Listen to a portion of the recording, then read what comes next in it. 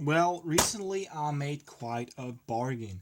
I bought an APC Smart UPS, which was used for 25 US dollars shipped. 25 bucks quid shipped to my home. Um, the seller said that the batteries might be broken. They don't hold as much capacity, he said. So when I bought it, um, and it arrived, I just tried to turn it on, see if it jumps on, but it didn't. It indicated that the battery is broken, and well, that basically meant that well, it might be not charged up enough, or they might actually be broken. So what I did, I took him out because I know the chargers in here are not always the best, and I hooked him up to my laboratory power supply. It were two 9 amp hours or 7 amp hours, I think, batteries, put in series 12 volt cells, lead acid, and well, the voltage they have for cyclic use was 14.9 volts, which is quite brutal, I would actually say. So I hooked them up to my laboratory power supply, gave them some current, and what happened is actually they just drew 160 milliamps when I applied 32 volts to them, which is quite low, I have to say. They should have way lower internal resistance. I measured them. They were 25.5 volts when I took them out. The thing is that that actually is quite a good voltage for lead acid batteries. So that thing would have to jump on, because they probably just shut up at about 10 or 11 volts when all of the capacity of the battery is drained. But the thing is that probably voltage dropped to a level which was not acceptable anymore, like below 10 volt or something, when they started turning on the transformer in there and trying to step up voltage. So that kind of means to me that we actually have quite a problem, because the battery seems to be broken. So I could just buy new ones, including shipping them might just be like 15 bucks for some used ones which came out of like an alarm system or something. But I might be restoring these cells. I'll probably hook them up to like arc welder or something and just give them some current, so the crystals in there might break, and they will like lose some of their resistance. Um, Continuing to charge them up, what I found out was that the amount of current they drew during charging increased to about 600 milliamps where it stuck. The thing is, 600 milliamps is not enough anyway. There should be a few amps flowing there. Also, usually the current like starts very high and then drops when you charge up batteries, because the voltage difference between power supply and batteries are actually like changing and decreasing. Uh, but well, it seems like I have to restore the battery, so buy some new ones to get that thing up and running. I wanted to use it as a solar like inverter.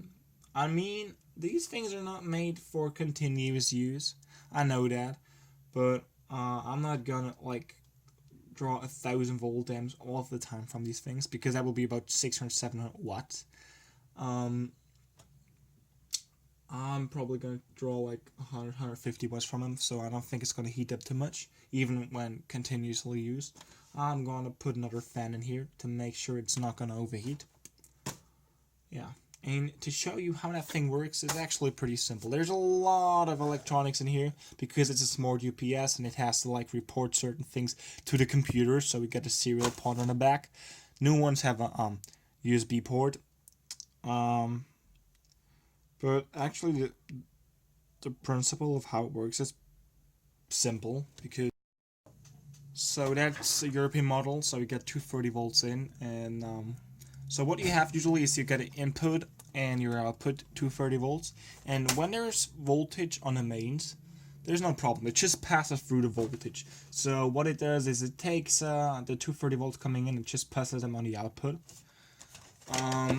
Also, what it does, it charges up the batteries in here.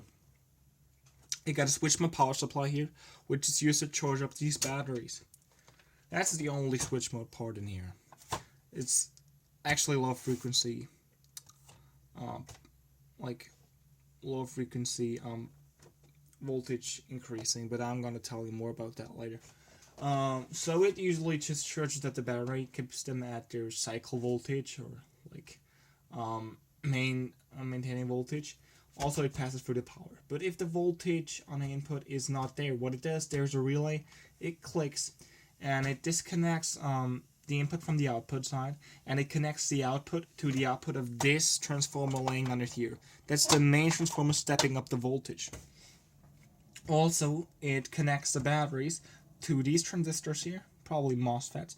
They're going to switch the input side primary of this transformer. So that transformer got two primary inputs, one left, one right, 0 volts, and there's plus and minus 12 volt on the other hand.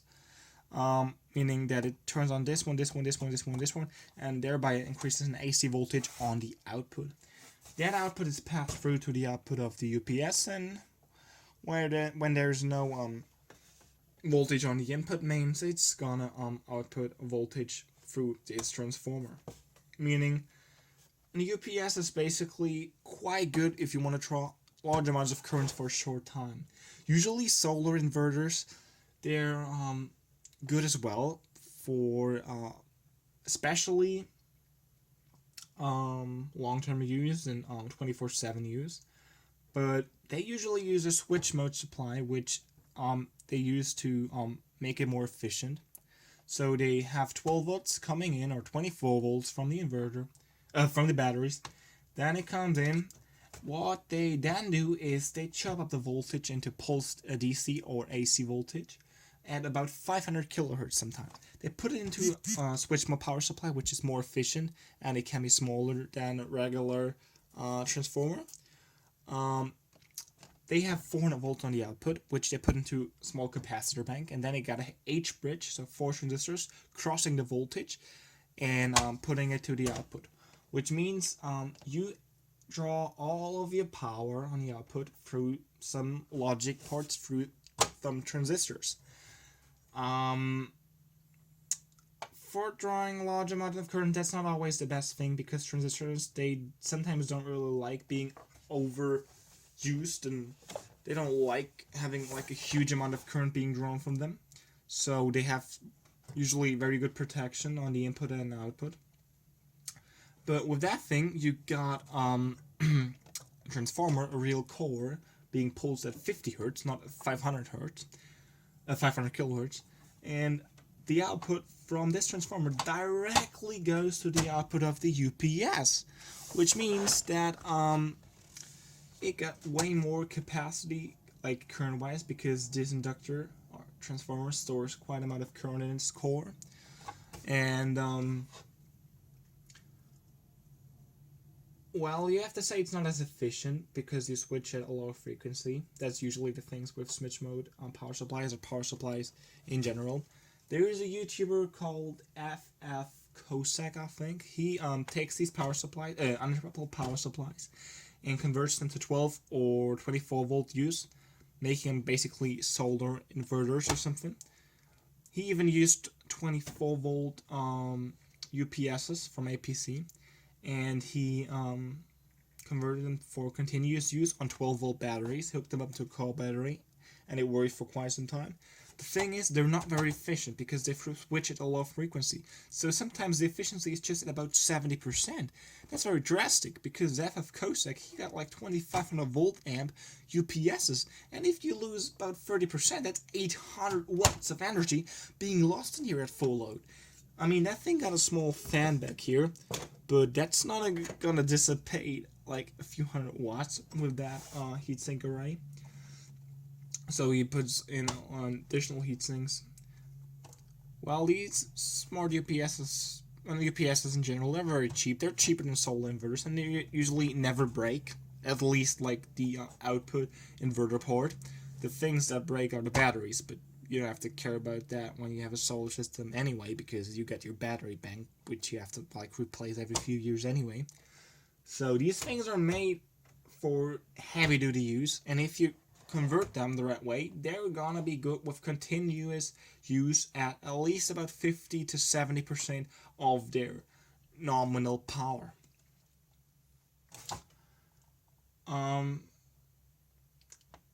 using a switch mode power supply got advantages. Well, you got higher efficiency and they can be smaller and have certain other advantages. I like this design though because I really think that this setup is able to like manage high current spikes very well. So compressors and everything with a motor in there is gonna be okay. I mean, usually sometimes people they put up their connect their 200 to 500 watt fridge or drill or whatever to a solar inverter, and it's just not gonna start up, even though it has 1,000 watts potentially, because the initial current to start up the motor, make it turn, is so high that it's just gonna turn off. That's not gonna happen with that thing because the transformer is able to store enough current and enough energy to store up that motor once, and then it can continue with powering up the motor and just maintaining a certain RPM. The only thing I don't like is the small capacitors they have here. So the input filtering for the batteries, it's just these two small capacitors. If you put them together, it's probably a little bigger than a AA battery. So I don't like that. It could be bigger, especially when you use that thing in a kind of a solar setup where you have other appliances hooked up to your low voltage 12 or 24 volt side. It's good to increase the capacity on that side. Put an inductor in series so you get no high frequency ripple. What I don't think that thing is gonna have anyway, because well, it's switching at a low frequency. So you need basically good electrolytic capacitors. You put them in parallel and you need way more than these because the basic problem might be that some of your 12 volt appliances on the 12 volt side of your solar system, 24 volt side, have some logic in there, and they're not going to be able to handle this ripple of 50 to 100 hertz very well. So I really think that it's not a problem to have low input filtering when you use just the batteries that are in there and nothing in parallel with it, because the batteries are made for high current use, and just lead acid batteries, if you get the right ones which are high current capable, you can discharge them at about 20C and they have no problem with like high current spikes. 20C with this cells will be 140 to 180 amps, which is more than enough even for short spikes in there. So it's gonna be okay not to have input filtering, which is that big. So voltage ripple is not gonna like interfere with most of the things in there, because the batteries are just gonna be able to like deliver enough current.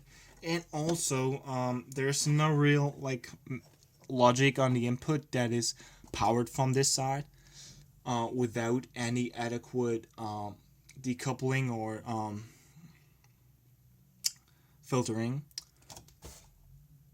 So as long as you don't have logic which is not okay with certain voltage ripple, it's not a problem to have these small capacitors in here. But if you're going to use it in a solar setup with other appliances put on the input side, you probably should increase the filtering here. So yeah, I hope you liked the video. I really like these things because they're easy to maintain, and also they're very well designed. They're cheap if you get them at the right spot, and it's just quite nice to use them for like solar setups or something. You could actually just use that thing as a battery charger. Hook up your batteries on the output, put some voltage in, and it's gonna charge them up. So I quite like that. You could use make a lot of things with them. I like it. So yeah, I hope this video was interesting for you. I hope you liked it and probably you learned something from me. At least I hope so. And now I'm gonna like show you some inside footage of that thing. It's just that you got like an overview of what's in here. So under here we got the main transformer switching at about 50 hertz. I hope you can see that. Sorry for the wobble. Yeah, I can't really see it either. We got the switch mode power supply charging the batteries. We got the MOSFETs in here, driving this transformer, and also for this low voltage battery charger. We probably have some kind of decoupling or relay probably. Always, everywhere we get some small electronics being able to monitor like voltage and current and also frequency for passing it through to the main IC in here, which then gives out smart information. Over here we just got the main plugs and that's it.